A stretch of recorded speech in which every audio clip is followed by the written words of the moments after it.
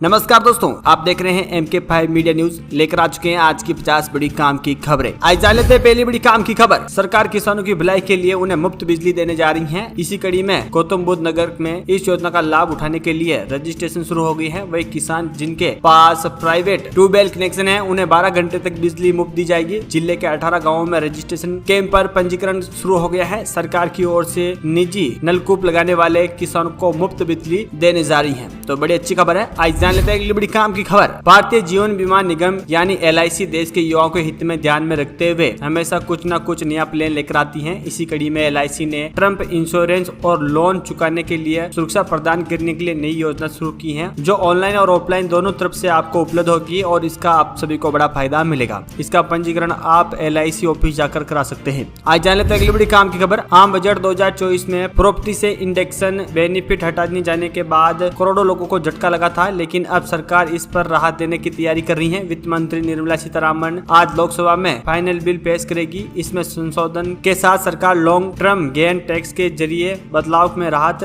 दे सकती है, यानी कि प्रॉपर्टी अब लेन देन में आपको टैक्स नहीं देना होगा। आज जान लेते हैं अगली बड़ी काम की खबर। भारत बांग्लादेश व्यापार सोमवार दोपहर से रोक दिया गया है। कारोबारियों ने बताया कि पड़ोसी देश में बड़े पैमाने में विरोध प्रदर्शन के कारण अशांति के बीच प्रधानमंत्री शेख हसीना ने इस्तीफा दे दिया है, जिसके चलते ये कदम उठाया गया है। बांग्लादेश सरकार ने एक अधिसूचना के जरिए जरूरी सेवाओं को छोड़कर 3 दिवसीय व्यापार अवकाश की घोषणा की थी, यानी कि अब बांग्लादेश में फिलहाल के लिए कोई भी व्यापार नहीं होगा, यानी कि सभी व्यापारों को शांत किया गया है। आज जान लेते हैं अगली बड़ी काम की खबर। अमेरिकी जज अमित मेहता ने कहा कि गूगल ने ऑनलाइन सर्च में मोनोपोली बनाए रखने के लिए अवैध रूप से काम किया है। इसके लिए गूगल ने अरबों डॉलर खर्च किए हैं। कंपटीशन को कुचलने और इनोवेशन को दबाव के लिए अपने पूर्वकता का फायदा उठाया है। फैसले में पाया गया है कि सर्च मार्केट में गूगल का प्रभुत्व उनके मोनोपोली का प्रमाण है। नॉर्मल सर्च सर्विस में गूगल की 8.92% हिस्सेदारी है, जो कि मोबाइल पर 92.9% हिस्सेदारी है। आज जान लेते हैं अगली बड़ी काम की खबर। जम्मू कश्मीर से आर्टिकल 307 को हटाने के बाद बड़ी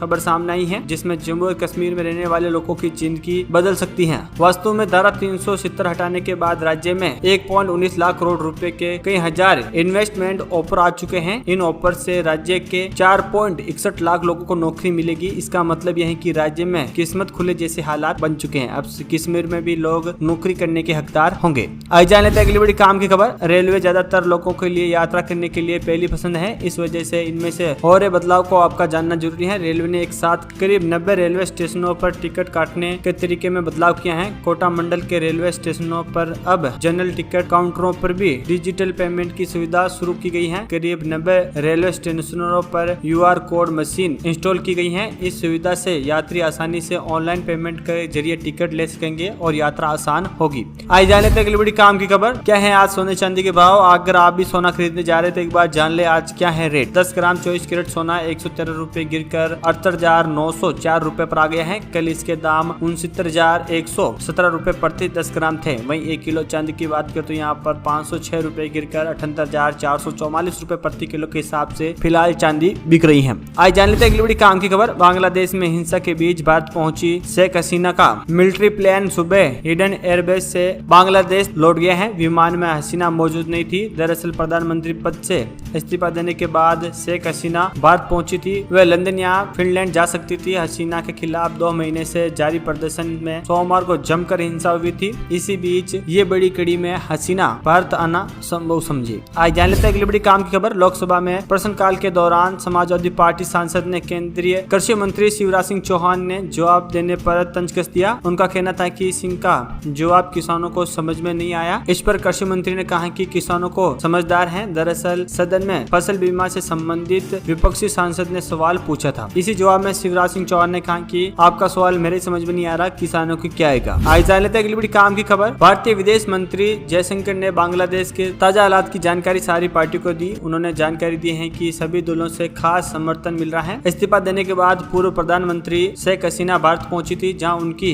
मुलाकात भारत के राष्ट्रीय सुरक्षा सलाहकार अजित डोभाल से हुई थी। अब उनका कहना है कि वह भारत से भी रवाना हो चुकी हैं। हालांकि इसे लेकर आधिकारिक तौर पर कुछ नहीं कहा जा सकता। आज जाने तक अगली बड़ी काम की खबर। बांग्लादेश में बिगड़ते हालात पर नोएडा के रेडीमेड गारमेंट के नियंत्रण नजर बनाए हुए हैं। उनका मानना है कि वहां पर बिगड़ते हालात उनके लिए संजीवनी बन सकते हैं। इस हालात में विदेशों से बांग्लादेश को मिले अनेक ऑर्डर उन्हें मिल सकते हैं, जिससे भारत को डेवलपमेंट हो सकता है। नोएडा के लोगों को काफी फायदा मिलेगा। आज जाने तक अगली बड़ी काम की खबर, Xiaomi के इंडिपेंडेंस डे सेल का आगाज हो गया है। स्वतंत्रता दिवस के मौके पर फ्लिपकार्ट और Amazon जैसे ई कॉमर्स प्लेटफॉर्म ने भी इंडिपेंडेंस का ऐलान किया है। वहीं Xiaomi के सेल 6 अगस्त से शुरू हो गई है। इसमें आप स्मार्टफोन, टैबलेट, स्मार्ट टीवी और बाकी गैजेट सस्ते दाम पर खरीद सकते हैं। यहाँ पर सामान खरीदी पर 57% तक का डिस्काउंट का फायदा मिलेगा। आज जान लेते हैं अगली बड़ी काम की खबर, आगरा की जाम मस्जिद, मथुरा की शाहिद ईदरगाह और वाराणसी की ज्ञानवापी, ये यूपी की वो मस्जिदें हैं जिनका भविष्य सर्वे से साफ हो सकता है। शाही ईदरगाह और ज्ञानवापी तो इस लिस्ट में पहले थे। इसमें ताजा नाम आगरा की जाम मस्जिद का जुड़ गया है। इलाहाबाद उच्च न्यायालय ने आगरा में जाम मस्जिद का सर्वेक्षण करने की मांग वाली याचिका पर अपने